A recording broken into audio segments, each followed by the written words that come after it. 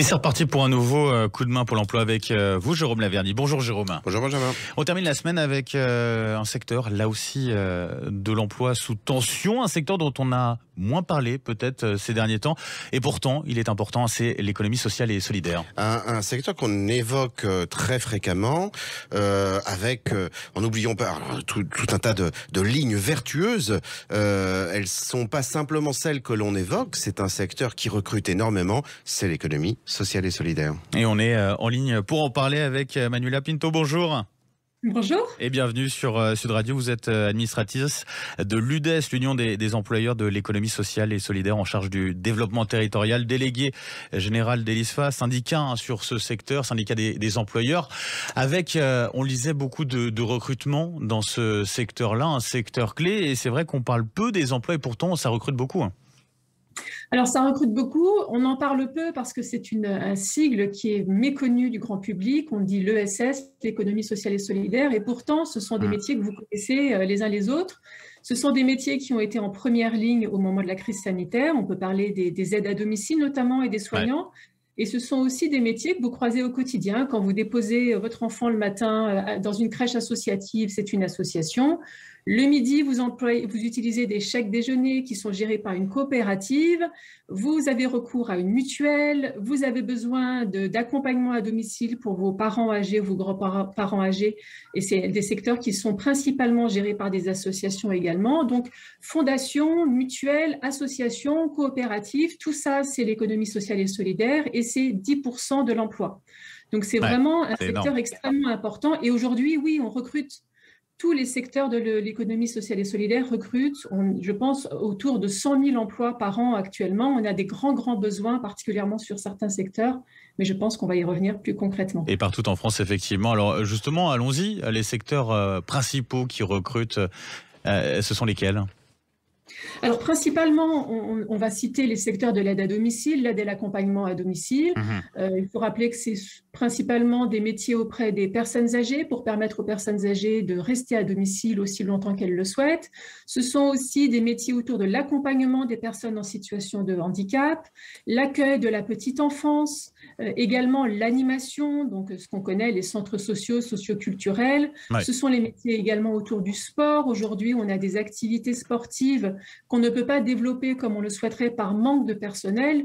Donc globalement, quand je vous dis l'aide à domicile, c'est 20 000 postes aujourd'hui qui sont ouverts. Sur la petite enfance, c'est 9 000 postes. Sur l'animation, c'est 7 000 postes. Donc il y a des très forts besoins en matière de recrutement, effectivement. Jérôme Laverny. Alors une remarque pour nos auditeurs, c'est très important. Un certain nombre d'employeurs de l'économie sociale et solidaire sont des associations.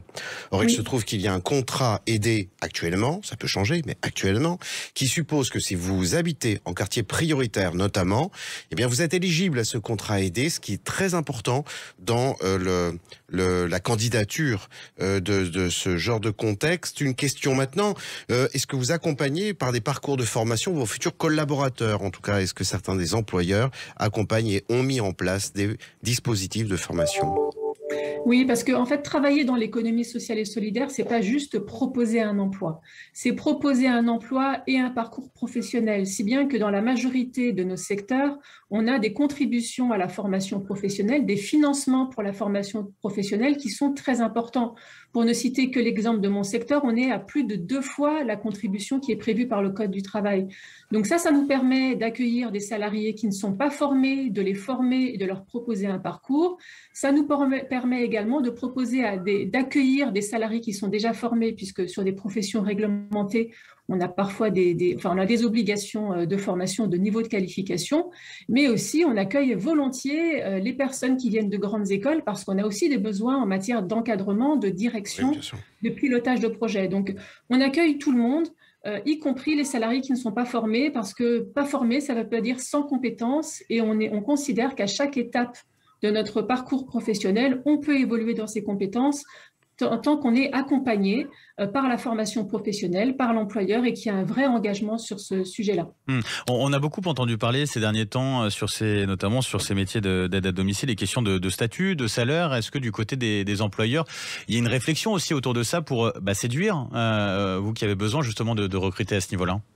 Alors, c'est un vrai sujet, la question des salaires. Effectivement, là, vous citiez l'aide à domicile qui a signé un accord qui est entré en vigueur le 1er octobre de l'année dernière, qui a augmenté les salaires de 15% en moyenne. Donc, c'est une augmentation extrêmement significative des salaires. Là, on est rattrapé par les questions d'augmentation du SMIC et de l'inflation qui sont à la limite des choses qui nous tombent dessus, finalement, comme sur les autres secteurs. Malgré tout, dans tous les secteurs de l'économie sociale et solidaire, puisque j'ai l'occasion d'échanger avec les employeurs, tous les employeurs sont aujourd'hui engagés dans une démarche de revalorisation des salaires pour rattraper effectivement sur cette question salariale les écarts qui pouvaient exister jusqu'à présent. L'attractivité se joue sur les salaires, mais pas que. Je vous ai parlé des parcours professionnels et puis nous, on propose des métiers qui ont du sens et ça, c'est vraiment extrêmement important. Bien sûr. Merci en tout cas, Manuela Pinto, d'avoir été avec nous ce matin sur Sud Radio. Je rappelle, administratrice donc, de l'Union des employeurs de l'économie sociale et solidaire en charge du développement territorial, déléguée générale d'Elisfa, un syndicat des employeurs pour ce secteur-là. Merci à vous. Je vous souhaite une très belle journée. Merci à vous. Et merci à vous également, Jérôme Lavergne. On se retrouve lundi pour un nouveau coup de main pour l'emploi. Bon week-end. Bon week-end, Benjamin.